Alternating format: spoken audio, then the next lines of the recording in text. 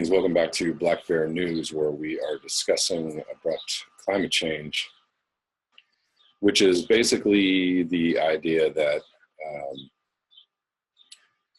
we are in a lot more trouble than most people are aware of. Many people know about climate change. Many people understand what climate change is. What they don't understand is how quickly it is progressing. And even if it was progressing at a rate of, say, we'll be in trouble in 2100, nobody seems to be doing on a large scale anything substantive about it. We do obviously have technologies that are coming around to try to help us stem the tide, change the course, do better. But, the problem is that we're locking ourselves in. We have already locked in a certain amount of warming. And we're not going to slow that warming down without some kind of technology. It's probably definitely not going to happen without some technology to help us do that. Could this technology come and turn the ship around in the next 5 or 10 years? Maybe in some, black op, black budget, military, secret underground military base. They are furiously working away at some kind of, turn the destruction of the planet around machine. And maybe they're close, who knows, but above ground, on the surface, in the reality that everybody is aware of, it doesn't look like whatever it is that they're working on is happening fast enough. That's just where we're at. That's just the reality of where we're at. It's just an interesting thing. I've just run across in the last few days some interesting just affirmations or reaffirmations of the lack of understanding of what is really going on by just regular folks. Mainly on Facebook. And I try to talk about this, in communities or areas where, it's mainly like normie type people. Facebook is definitely a normie arena for me. So just letting you all know, I know a lot of you come to find me on Facebook and a lot of you may follow me on Facebook, but understand that my family and a lot of people that I do business with on Facebook are on Facebook. A lot of people that I do business with are on Facebook. And my family's on Facebook. And when you start talking about abrupt climate change, people just get really weird and squirrely. And so that's, I try to be very judicious about how much I talk about climate change on Facebook. Not necessarily afraid to. I just, I don't know what the benefit is if people are extremely resistant to the news or the knowledge. I think, you have to just really be very tactful and very, very focused and try to, do it in ways that are, not so like bashing over the head type stuff. You have to kind of like guide people in to the information as best you can. Without upsetting their day. I don't know how that's possible. But anyways, I digress. I'm already rambling. 5 minutes into this video, and probably because I haven't done a video in a couple days, and I just had so much on my mind to talk about, and I have so little time, and I probably won't get to all the things that I really wanted to say or speak on. But we are in the dog days of summer here in Los Angeles. We weathered some extreme heat a couple days ago, and now it's humid, it's hot, it's looking like it's just going to stay that way. The frightening thing is that many of my plants show signs of serious deterioration. I'm talking about established plants in the yard, not my garden. My garden is suffering too, but as y'all recall, when I was speaking with Jennifer Hines, she was saying that photosynthesis stops at 104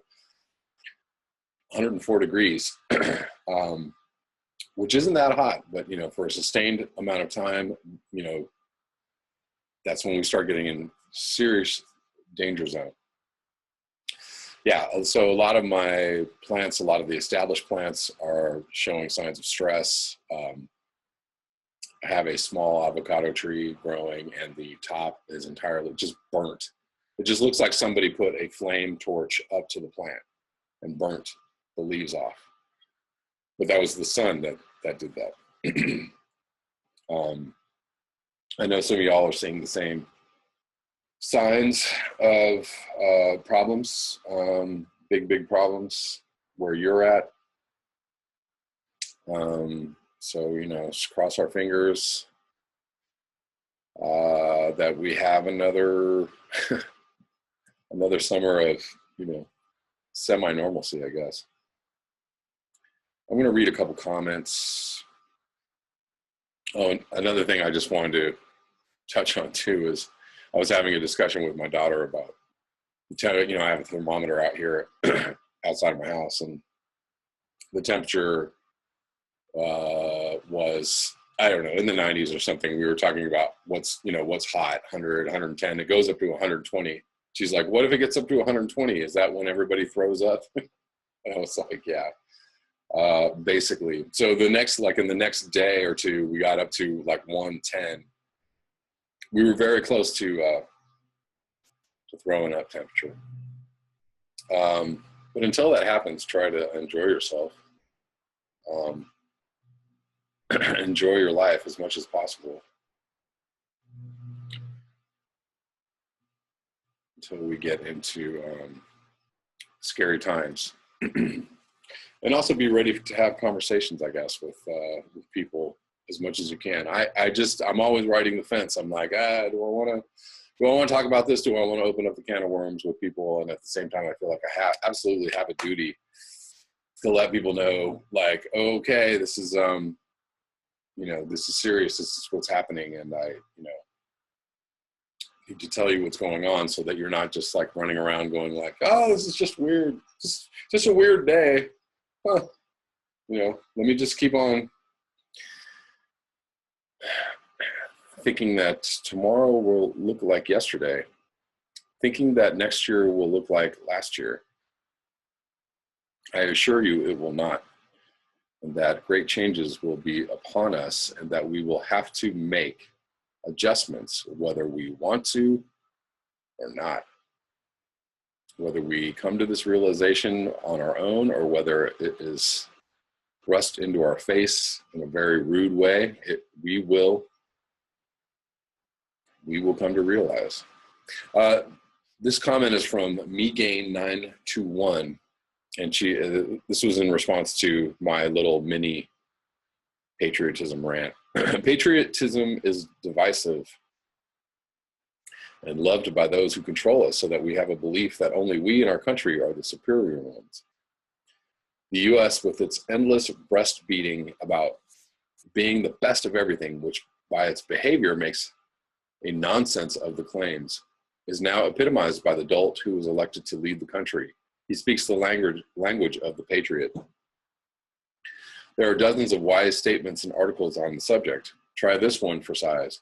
To abolish war it is necessary to abolish patriotism. And to abolish patriotism, it is necessary first to understand that it is an evil.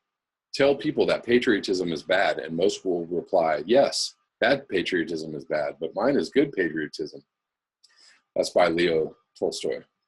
Or closer to home, guard against the impostures of pretended patriotism. That's by George Washington.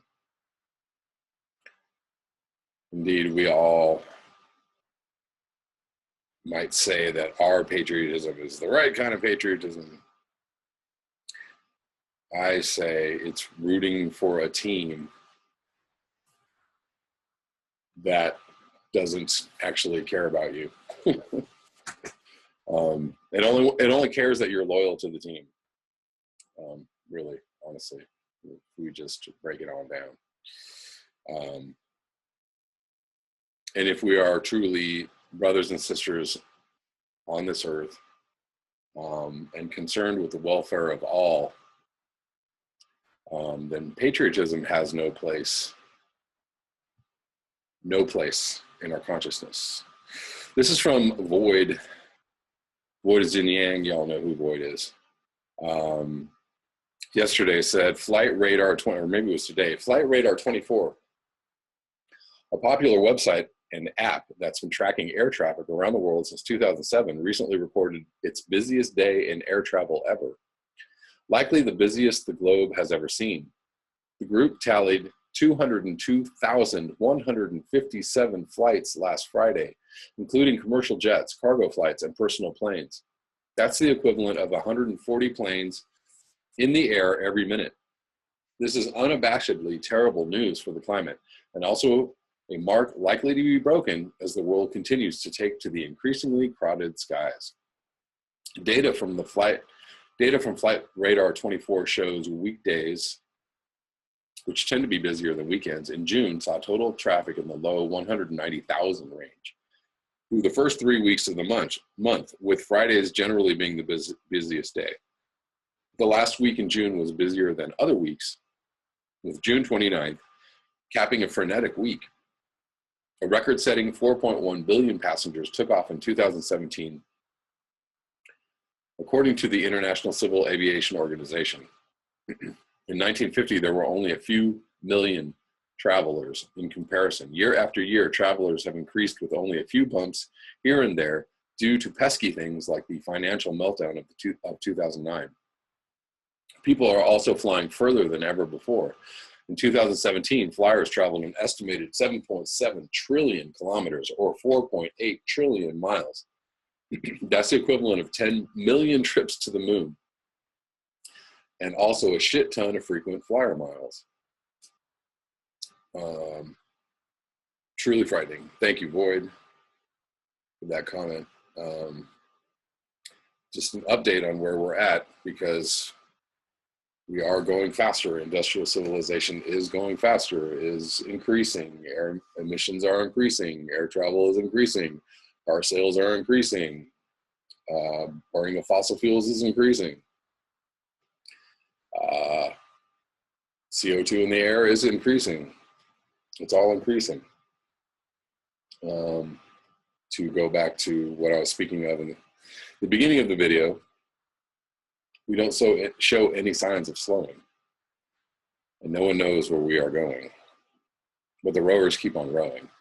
I've been watching Willy Wonka too much, but that's a great scene, by the way, if y'all remember that one.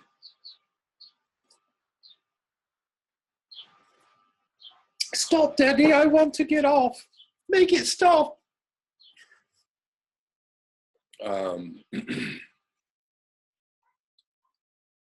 So let me read some articles. I'm going to read some articles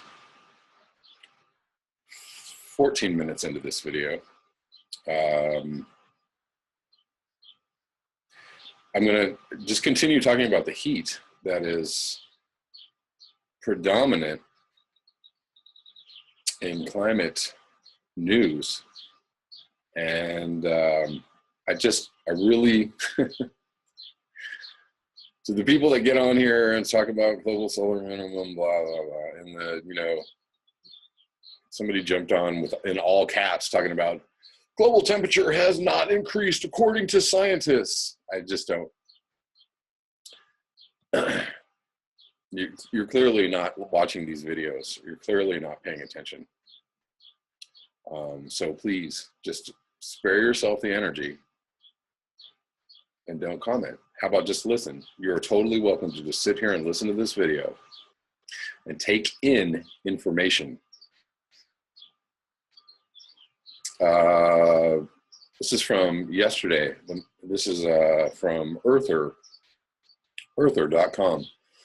The most powerful storm on Earth is bearing down on Japan. I think it's time to retire Maria as a name for any storms. The name has been wiped from the hurricane list in the Atlantic after Hurricane Maria completely upended life in the Caribbean.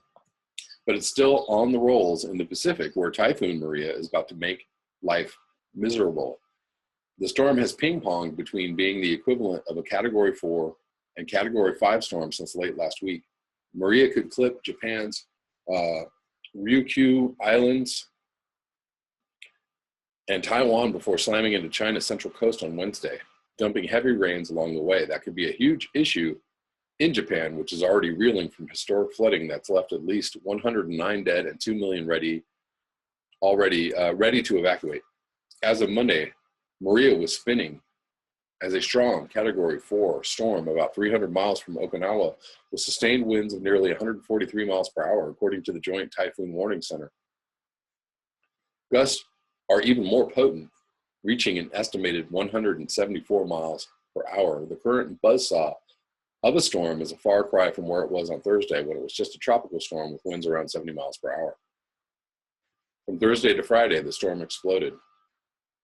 Warm waters and calm upper level winds allow the storm to blow up to a Category 5 monster with 160 miles per hour winds, 160 mile per hour winds in 24 hours. In meteorological parlance, the storm underwent rapid intensification, which weather geeks define as a storm's winds increasing 35 miles per hour in a 24-hour period.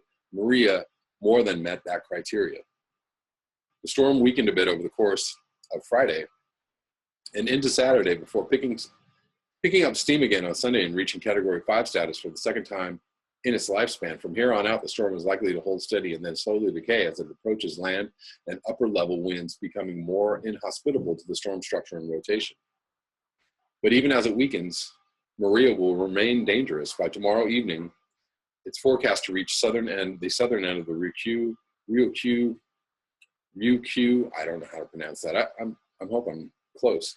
Islands, a small archipelago on the southern edge of Japan. At that time, Maria is forecast to have 130 mile per hour winds, which are the equivalent of a strong Category 3 hurricane. Up to 8 inches of rain could fall as well. Japan is already struggling to respond to flooding throughout the central and western parts of Honshu, the country's main island. Any damage in far-flung parts of the Ryukyu Islands will only stretch resources further. The storm is forecast to remain a Category 3 as it passes near the northern edge of Taiwan on Wednesday as well. Even if Maria doesn't make landfall there, it's likely to drop up to 12 inches of rain over the hilly terrain. That same terrain will also weaken the storm further, and it's forecast to be a Category 1 equivalent storm at landfall in China. A study published in 2016 showed that typhoons hitting Asia over the past 37 years, a period of reliable satellite records, have become up to 15% more intense, and the proportion of storms of categories 4 and 5 having doubled or even tripled. That change is largely driven by rapid intensification becoming more common owing to rising ocean temperatures. The research indicates that climate change will only make this trend more common for storms in the vicinity of China, Taiwan, Japan, and South Korea. Climate change could also be playing a role in the increase in rapid intensification for hurricanes in the Atlantic Basin, according to other research, making coastal living an increasingly risky bet. Where is my article about?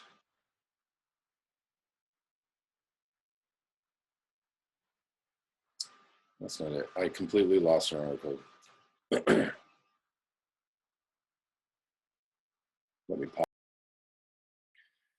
Apologies, I seem to have lost this article. Basically stating that the signs are showing that an El Nino is likely forming for later this summer, or, you know, this basically starting this fall, which is not good considering that we are currently, you know, on an upward trajectory as far as heat goes globally. So the El Nino will just add to that. It's basically heat being released from the ocean. But, you know, that goes along with my theory that will be, you know, if we're really going to see an escalation in temperatures, a spike in temperatures, we're kind of going to be in a constant El Nino, right? Where all the energy, all the heat that has been stored in the oceans is going to come out. And it's not going to stop coming out, right? So we're going to just be in the cycle of heat continually trying to escape the oceans into the atmosphere, heating the atmosphere. You know, that's not good news, but it is what is going to be happening. Just El Nino every other year, or El Nino all the time, or, you know, just a nonstop El Nino party, basically, is what we're looking at. This is from yesterday. Heatwave spreads into Arctic and could have terrifying effects. This is from Yahoo News by Rob Watt. It's not just Britain. Temperatures worldwide are smashing records, and one scientist has warned of the effects in the Arctic. Last week saw record-breaking temperatures, including the highest nighttime temperature ever recorded on the planet in Oman. And in the Arctic, the effects could be even worse. This is just a recap of Nick Humphrey's article, I believe. Meteorologist Nick Humphrey, author of the Ocean's Wrath blog, says that the area is seeing a true roasting, and it could have effects on sea ice. See if we can get any new information out of this. Last week, Frederick Otto of the University of Oxford, who researched last summer's heat wave, said, "Summers keep getting hotter." Thanks, Frederick. Heat waves are far more intense than when my parents were growing up in the 1950s. All right. I think this is a lot of the same information, but I will link it below if you all want to read this. But let's look at more heat events. This is from earther.com as well, from Friday, this last Friday. It was absurdly hot in North Africa yesterday. Heat waves have unfortunately been very on trend this year, following sweltering temperatures in the northeastern US and ridiculously hot, smoky Siberia. We have what may be the hottest temperature ever reported in Africa. Weather reports from Ouargla, a city of 190,000 in Algeria, I think I'm saying that right, Ouargla, indicate the mercury cracked 51.3 degrees Celsius or 123 degrees Fahrenheit on Thursday. That looks to be the highest reliable temperature record recorded in any month for all of Africa, which is fairly surprising to me, because I would have thought that Africa would get into the 120s or 125s quite often, but I guess not. The Seoul melting high heat mark was first noted by meteorologist Maximiliano Herrera. Since then, other meteorologists have had a chance to weigh in about the temperature and how it stacks up to past measurements. We know that the northern tier of Africa has been blanketed in heat this week, courtesy of high pressure that keeps stifling air in place. The same phenomenon has been at play in other intense heat episodes around the globe this year, including the recent warmth in the US and Siberia. The heat dome over Algeria and the rest of North Africa was particularly intense, though. In statistics parlance, it was 3.5 to 4 standard deviations from normal, meaning it was highly unusual, 3.4 standard deviations, way abnormal. So conditions on the ground and in the atmosphere seem to indicate the area was primed for record-setting heat. Now, we get to the question of the record's reliability, et cetera, et cetera, et cetera. They're going to talk about, you know, thermometers in the 1930s.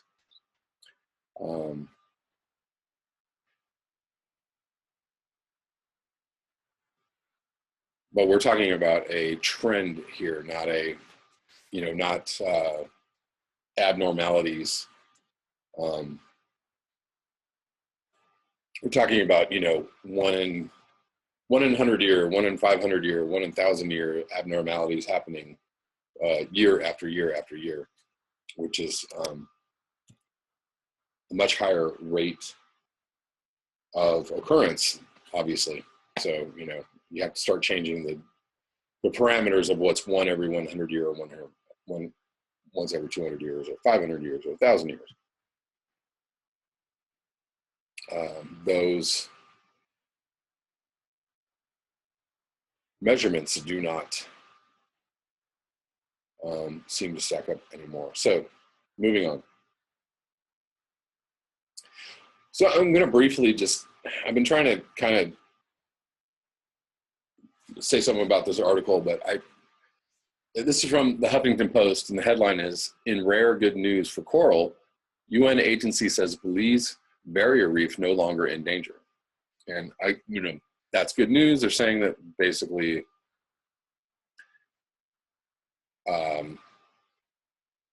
that this barrier reef is, you know, recovering or in recovery or out of danger, which is good due to some actions, like it was designated a World Heritage Site in 1996.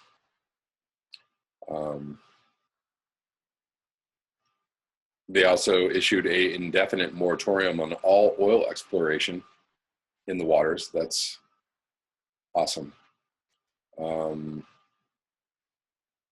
I hope this holds. You know, given the fact that oceans are warming, on whole, I don't know how long this is going to last, but this is good news. And I'm going to list it below if you want to see this, read this. I'd like to hold it up as at least some good news in a sea of bad news, especially with what's happening with the Great Barrier Reef in Australia. The Belizean government deserves tremendous credit for partnering with the NGO sector and taking concrete steps towards safeguarding this truly special seascape, and that work will continue. We remain optimistic that smart, effective conservation measures with a focus on long-term commitments that lead to results can help save endangered World Heritage Sites before they disappear. Indeed, we need to keep on supporting anything that we can.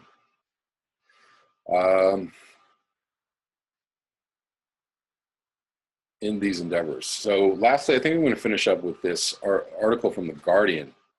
This is from June 28th, 2018. Jeremy Hance.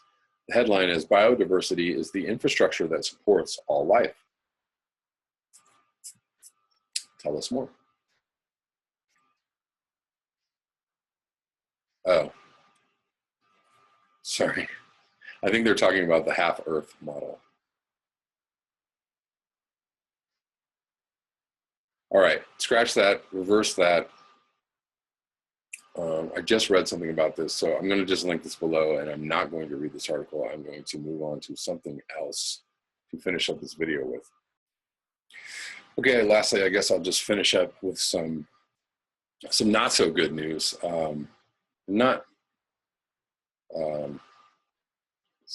Fairly recent. This is July 6th, a couple days ago. No happy ending for planet as coal lobbyist Andrew Wheeler takes over at the EPA.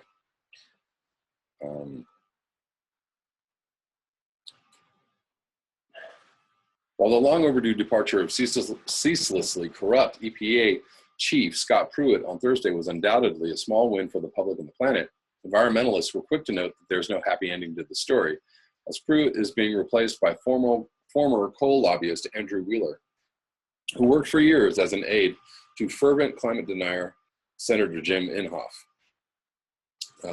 Before everyone gets excited about Pruitt, remember, we're going to get all the same horrific policy under Andrew Wheeler, without any of the comic, attention-drawing personal corruption. Fox environmental writer David Roberts tweeted after President Donald Trump announced on Thursday that he had accepted Pruitt's resignation. Pruitt's departure may cost us some jokes, added public citizen President Robert Weissman in a statement, but it won't change the Trump administration or help save the planet or Americans' health. Next in line to run the EPA is a coal lobbyist. Woohoo. Judith Enck, an Obama-era former EPA regional administrator,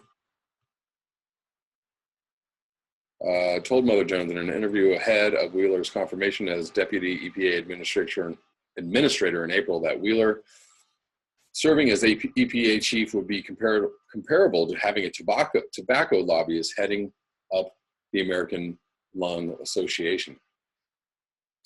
Wheeler would continue the polluting policies of Pruitt, but perhaps have the good sense not to violate federal ethics rules, Enck predicted. Green groups expressed the same sentiment in response to Pruitt's resignation on Thursday. In a statement, Friends of the Earth argued that the fossil fuel industry insiders like Wheeler have no business leaving the EPA and vowed to hold him accountable for his efforts to harm our public health and environment during his time as acting EPA chief. Offering a glimpse of the sprawling financial conflicts of interest Wheeler brings to the top leadership post at the EPA, ProPublica tweeted a list of all the companies Wheeler has lobbied for, as well as his financial disclosures.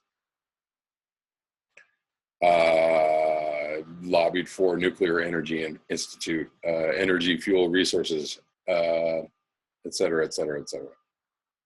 Coalition for Domestic Medical Isotope Supply.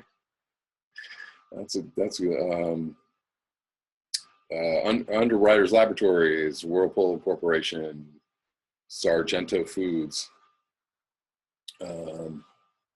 Yeah, Wheeler may have, where's the line? The good sense not to violate federal ethics rules, yeah. And if he were working under a Democratic leadership, he would have the good sense to say really nice things that they wanted to do about helping the environment or saving the environment, and then give out a bunch of oil drilling licenses. You know, say this thing over here and then do this thing over here. So good to be aware of all the stuff that's going on. This is horrible news as always. We need much more than Trump being gone from office. We need a complete and utter detachment from corporations. We need an official division of state and money, you know, in the way that we have. We're supposed to have a division of religion and, right, you know, a divide of religion and state. We should have a divide of money and state. And I mean, we're not even anywhere in the ballpark of being close to doing that. But that needs to happen on both sides, Republican, Democrat, everywhere. How will that happen? I don't know. Somebody needs to start talking about it, and then people need to start supporting it, and then people need to vote for it, and then people need to support it while it's in office. The other way to do that is to vote out everybody who is on the take.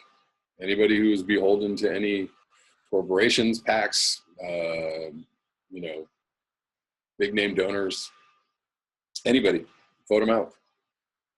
That would be 98% of everybody in Congress and the House. I mean, the Senate. Vote them out. Vote them out and vote somebody else in, or at least just vote them out. Just vote for somebody else, just anybody else. Somebody new, somebody who hasn't been there. And of course, you know, people are going to come in and get bought off, but they won't know what the hell they're doing, you know, long enough to, at least we'll put things on shakier ground. But I totally support any candidates who refuse funding from corporate or PAC sources, refuse big name donor funding, anybody who's willing to accept public funding, anybody in that little tiny circle of people who do that, those are the people I support. And hopefully that circle will grow soon. It's 2018. I think we're having a presidential election in a couple of years, and we really needed to get it together. We, as in like we, the public, John Q. public, the people. Who or what are we voting for? Who or what are we supporting? It really comes down to issues and not party. Issues. And I don't see anybody who's putting environmental issues, you know, at the top of their plank. Even the Green Party, who I fully support, are lacking in initiative in this, on that level. But hopefully they can get better. Hopefully people can push them to get better. It's really about people getting loud, really. I mean, when people got loud enough about children being separated from their parents, immigrant children being separated from their parents, you know, people were very vocal about that. There was enough coverage and voices to actually make Trump go, oh, this is bad. Let's, you know, at least try to, you know, figuratively or fix this. That's the only way we can do it. So be loud, be proud. That's all I have for you today. Thank you so much for your eyes, your ears, and your conscience. If you would like to support this channel, you can do so at the links below. I hope you'll be back tomorrow with another video. Until next time, peace.